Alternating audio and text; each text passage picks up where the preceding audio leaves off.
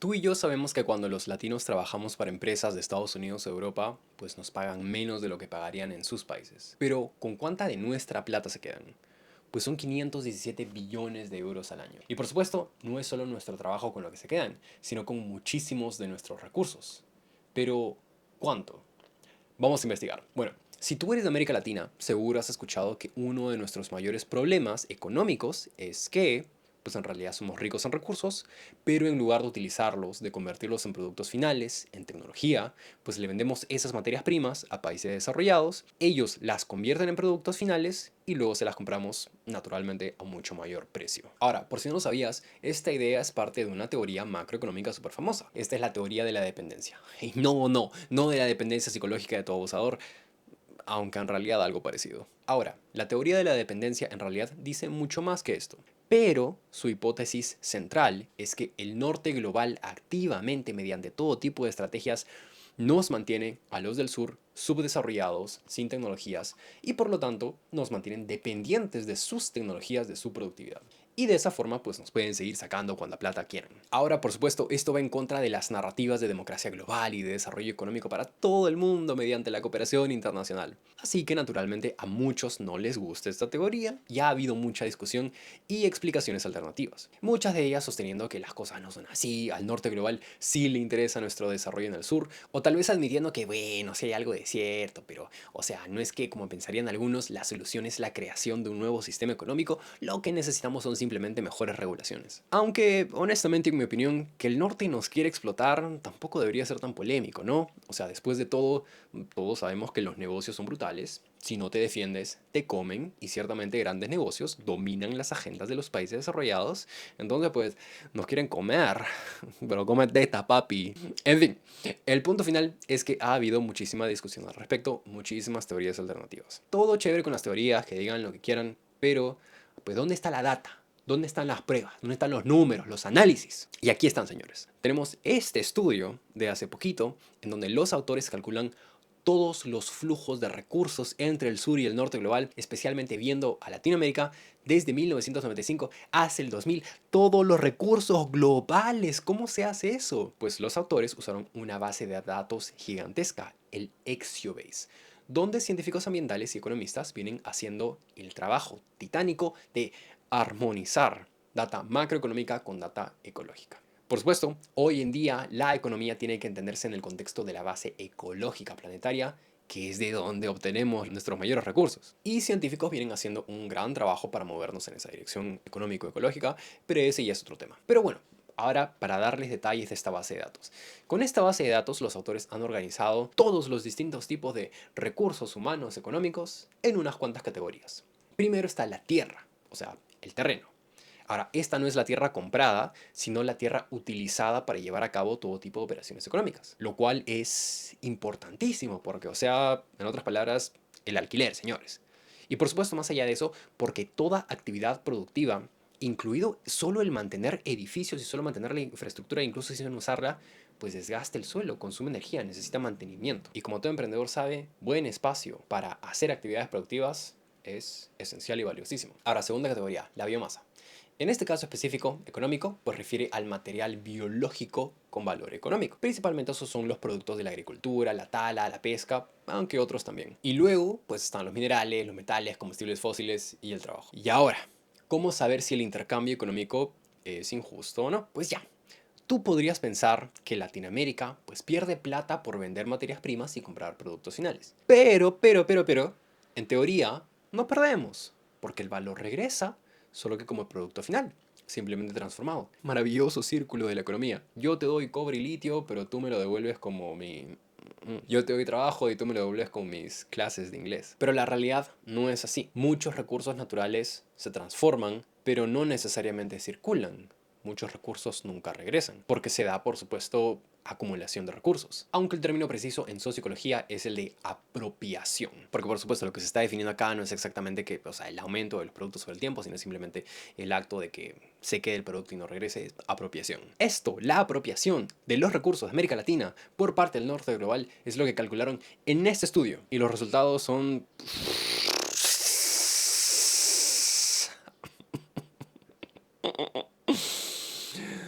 son muy fuertes. Año a año, excepto en unos pocos casos, desde 1995, el intercambio de valores entre el sur global y el norte global ha sido tremendamente desigual. En Latinoamérica, casi cada año el norte global ha extraído muchísimos más recursos de lo que nosotros hemos conseguido de ellos. Ahora, no obstante, aunque extraigan más de nosotros, aún podría haber un balance, ¿no?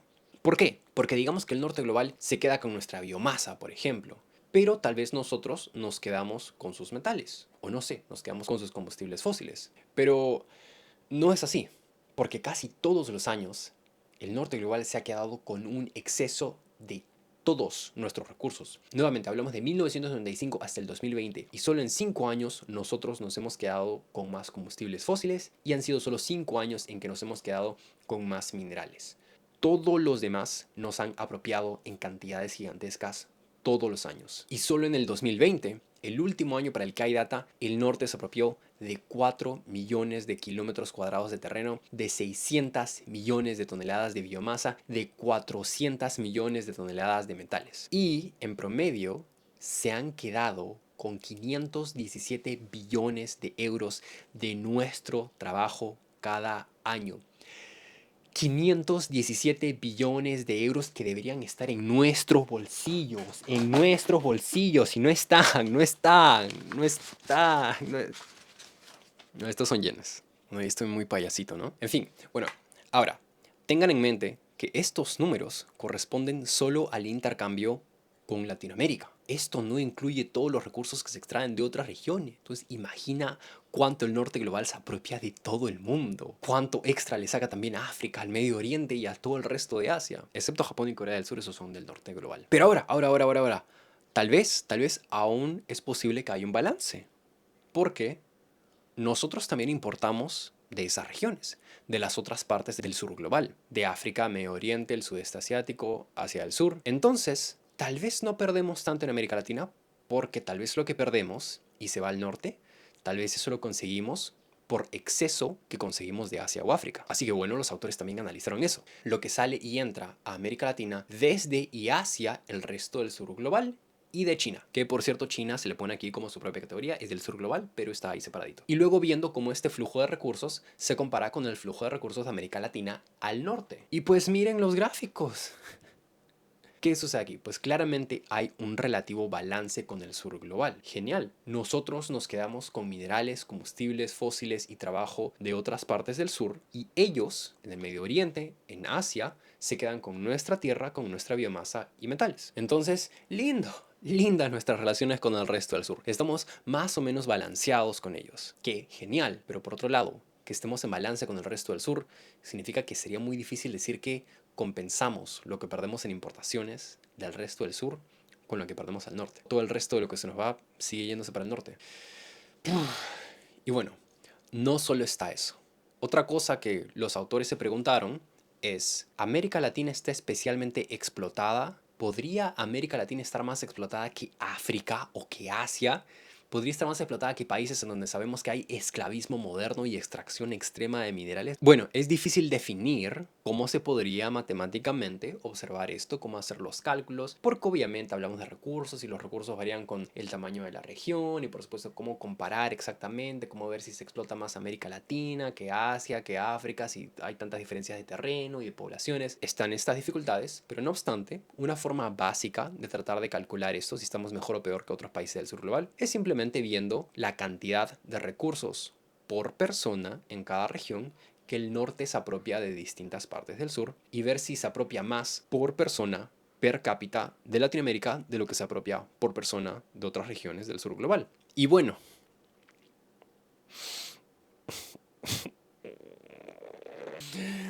pues calculado por persona, el norte global se queda con 1900% más de tierra de lo que le consume a otros países del sur global. Se queda con 660% más en biomasa y con 2164% más en metales. Por persona.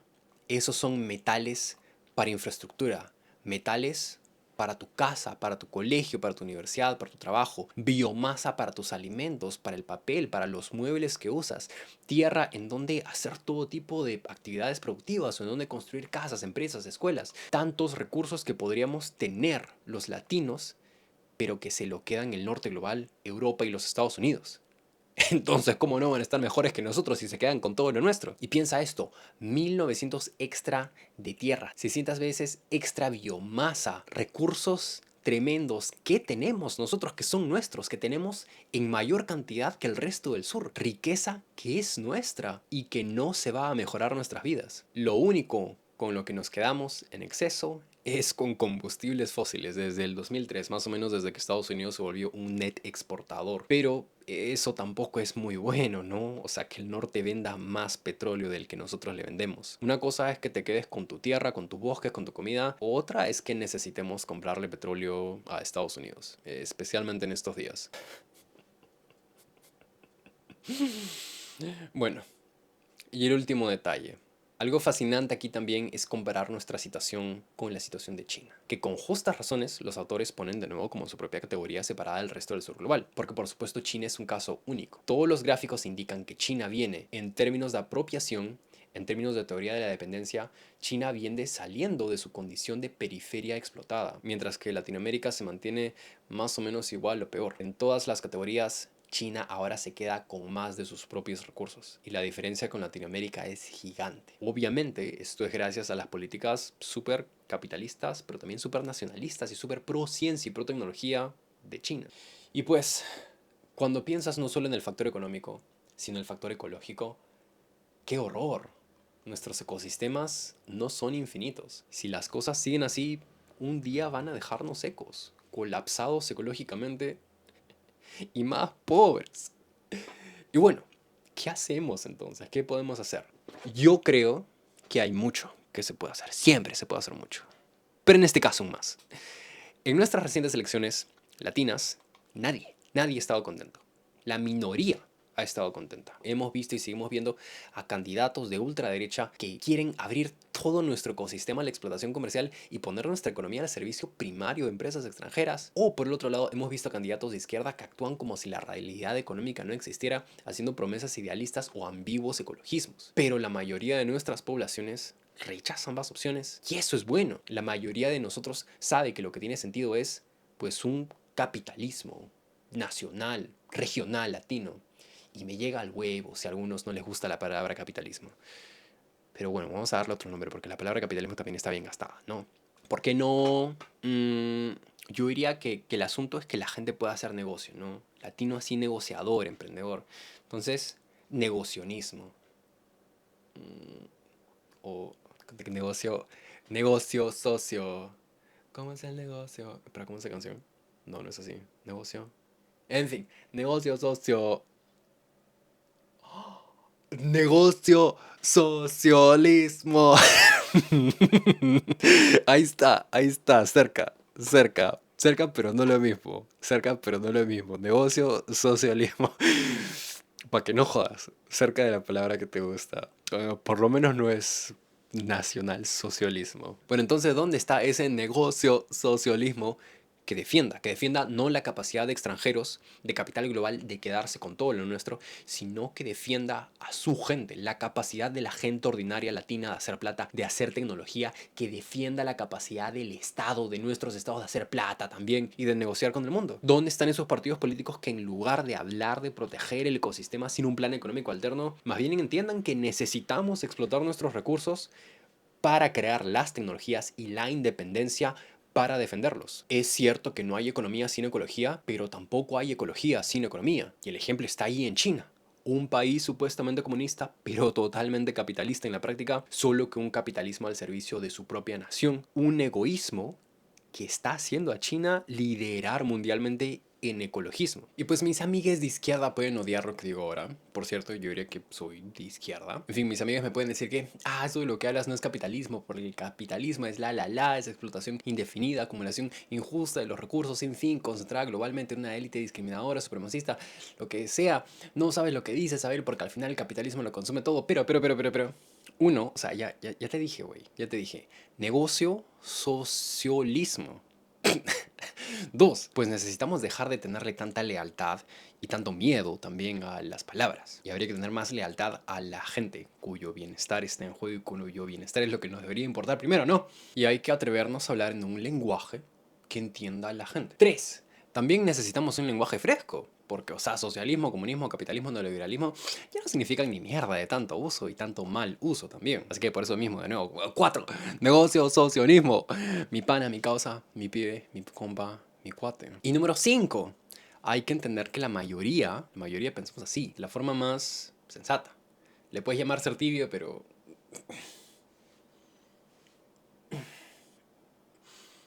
la mayoría de las personas ya sabe lo que es mejor, ya saben que hay que defender el ambiente, que hay que defender la capacidad de nuestros estados de ayudar a su gente, que hay que defender nuestras industrias nacionales y permitirles desarrollarse, pero sin caer en un aislacionismo, que hay que defender nuestra capacidad económica. Pero un gran problema es que somos una mayoría silenciosa frente a extremos demasiado vocales. Hay mucho potencial, yo creo, si es que solo decimos unirnos y hablar y reclamar más fuerte que los que prefieren estar en extremos. Chao.